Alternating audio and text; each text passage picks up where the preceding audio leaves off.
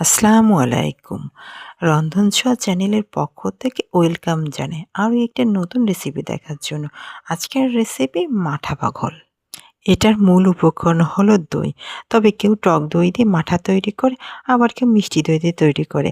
আমি যেভাবে বাসায় মাঠা তৈরি করি সেটা আজ দেখাবো। আশা করি ভালো লাগবে। ভালো লাগলে লাইক, কমেন্ট ও শেয়ার করবেন। চ্যানেলটা সাবস্ক্রাইব করে সাথে থাকবেন। মাঠা তৈরিতে প্রথমে নিচ্ছি ১ কাপ মিষ্টি দই, হাফ কাপ টক দই, হাফ কাপ দুধ আর ১.৫ টেবিল চামচ লেবুর রস। আজকে আমি এই দইটা ফেটিয়ে নেব ব্লেন্ডারে। চাইলে হ্যান্ড উইচ দিয়েও কাজটা করতে পারেন। প্রথমে আমি একটা ব্লেন্ডার জার নিব এবং এতে এক এক করে উপকরণগুলো ঢেলে দেব। প্রথমে দিব মিষ্টি দই, আর এই মিষ্টি দইটা আমার ঘরে তৈরি করা।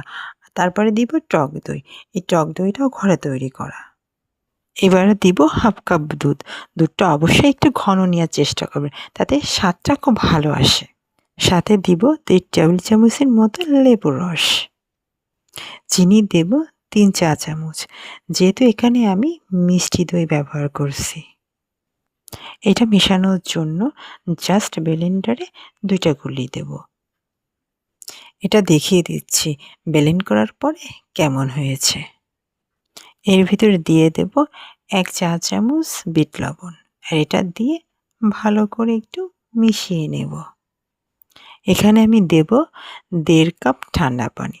চাইলে এখানে বরফ কুচিও ব্যবহার করতে পারেন, কারণ আমি দইটাও ফ্রিজে ছিল, এই জন্য আমি ঠান্ডা পানিটাই ব্যবহার করব।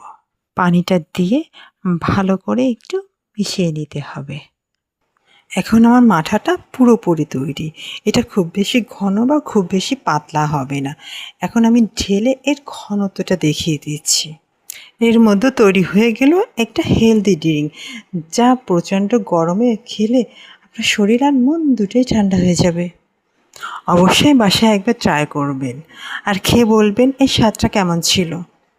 এরকম আরও নতুন নতুন ভিডিও পেতে কমেন্টে জানাবেন। সবাই ভালো থাকবেন। আল্লাহ হাফেজ।